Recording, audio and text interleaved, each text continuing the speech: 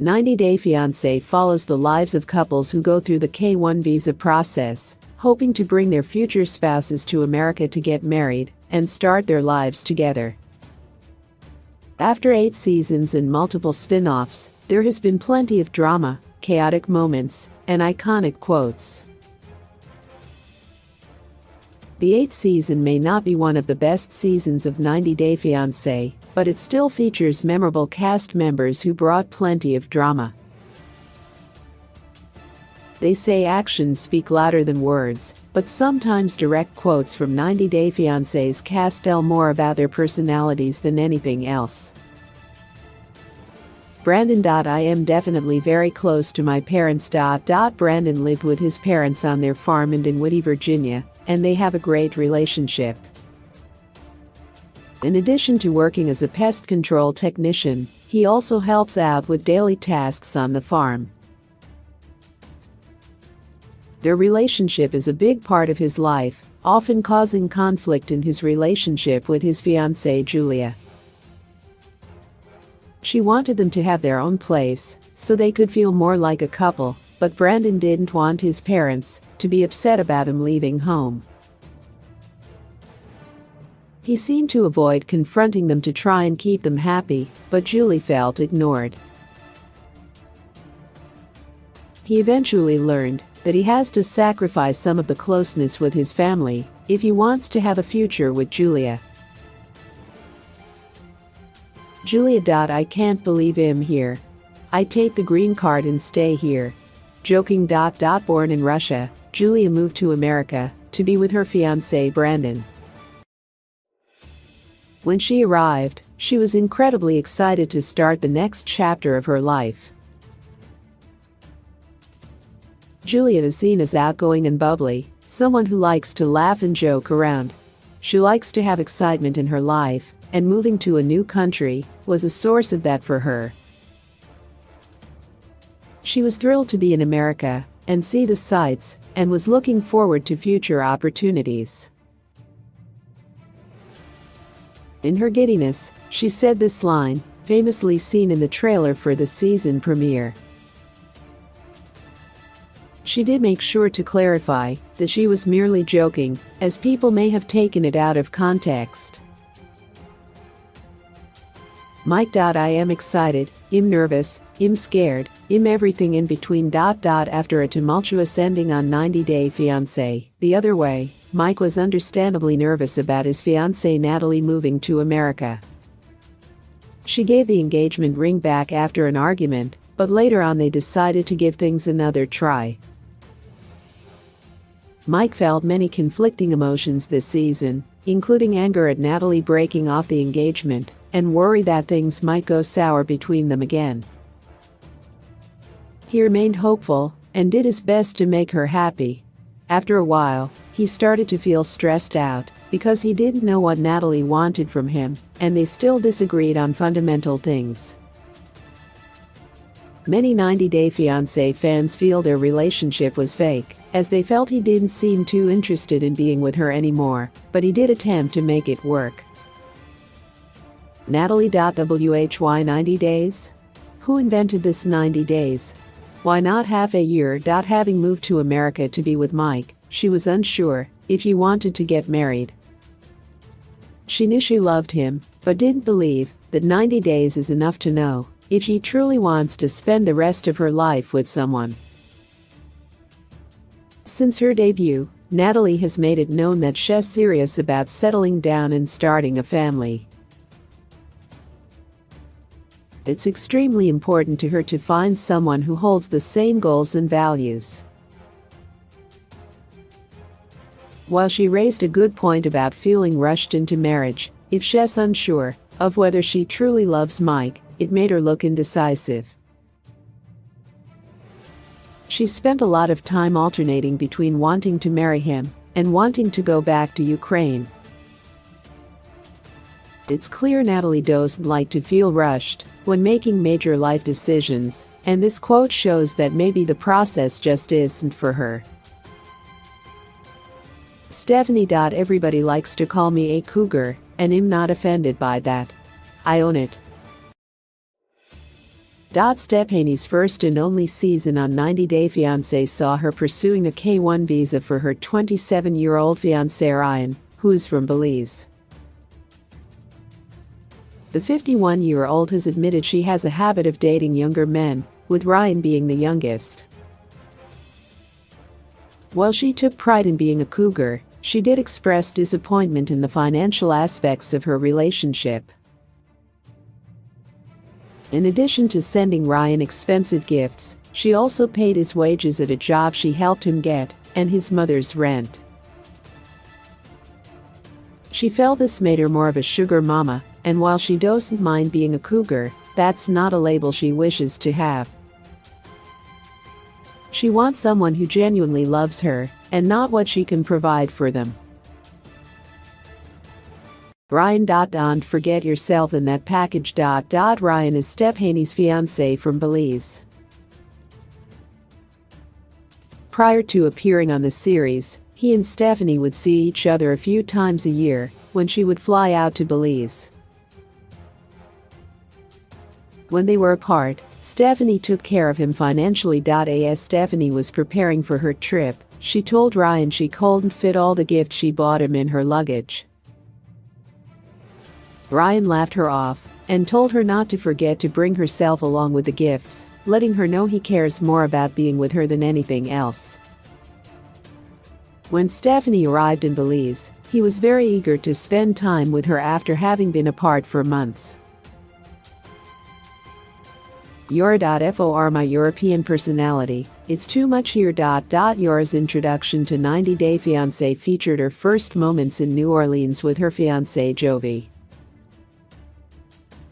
Expecting to be impressed with the city, she found herself disappointed when it didn't meet her expectations. Yora particularly disliked Bourbon Street, claiming it smelled terrible, and complained about everyone's drinking habits. This caused tension between her and fiancé Jovi, who loves the liveliness of the city.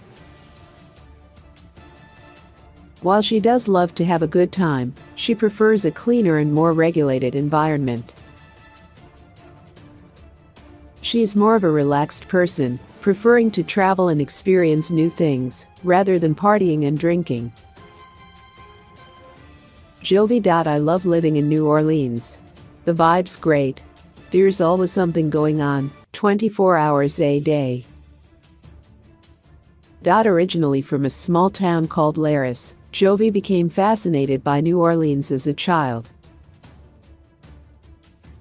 He fell in love with the city when he moved there as an adult. Jovi is someone who loves to travel and is always looking for something to do, so it makes sense that he'd love a city like New Orleans.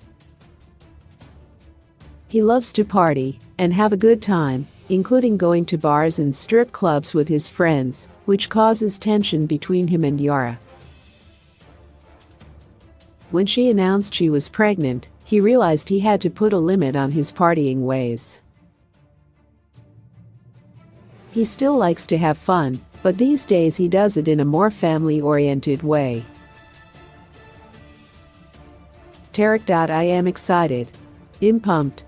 She doesn't have to leave. Originally appearing on the third season of 90 Day Fiancé, The Other Way, Tarek brought fiancée Hazel to America to live with him in Virginia Beach.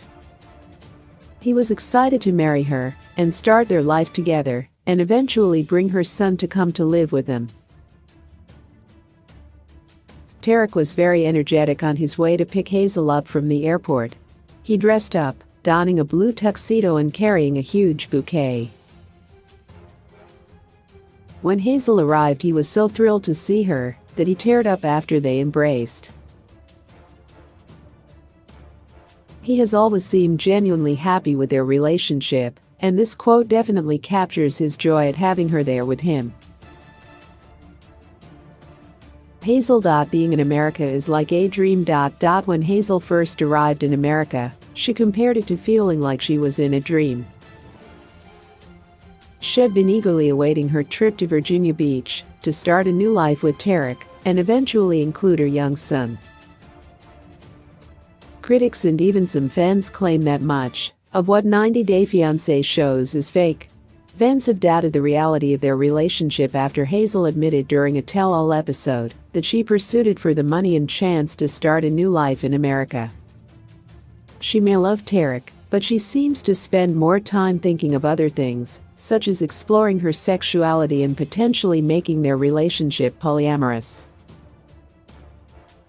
Whether her intentions are genuine or not, this quote captures her amazement at having finally made it to the States. Rebecca a perfectionist. Everything, okay, maybe a control freak, everything has to be perfect.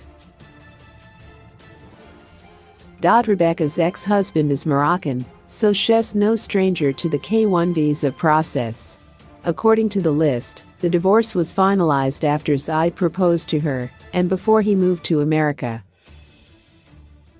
She worried about her previous marriage affecting his chances at a visa and worked hard to make sure she would be able to support him.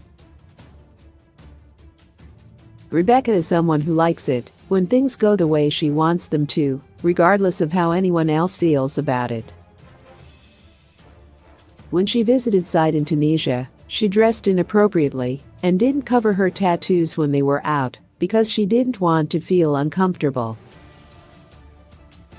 Not only is she a control freak, but she also has a jealous streak. She is very insecure about Zide being around women his age, even though he seems very devoted to her in their relationship. Zide. I trust Rebecca to take care of me in America. Zide is Rebecca's much younger fiancé, who moved to America to be with her after getting his K-1 visa. He is shown to be very loving towards Rebecca and quite passionate about their relationship. Zide believes Rebecca will be able to support both of them in America and is confident about the future of their relationship. Zide is very close with his family and has never been away from them, so moving to America is equally scary and exciting. Despite his worries, he feels Rebecca is the one sure person he can count on to make sure he's okay. Amira. I'm always daydreaming about love, the perfect relationship, the perfect life I could have. Amira is a French woman looking to move to America to be with her fiancé Andrew. Due to the travel restrictions in America in 2020, she had to meet him in Mexico and head to the States when travel bans were lifted. She was blown away by Andrew's elaborate proposal and spent a lot of time thinking about their future together. She is very loyal to him, even in situations where she feels pressured to do what he wants to keep him happy. She has shown herself to be a romantic at heart, showing that she spends a lot of time thinking about a life with her future love. Andrew. This is the adventure. After planning an elaborate engagement for Amira, Andrew arranges to meet her in Mexico, where they will stay until they can travel to America. Andrew is excited at the prospect of spending time with her, but also nervous about their travel plans. Before his flight to Mexico, he said this memorable quote, "Little did he know what kind of adventure it would turn out to be." Amira was held in a detention center for 3 days after attempting to enter the States, which caused tension between them, as she felt he didn't do enough to help her in that situation.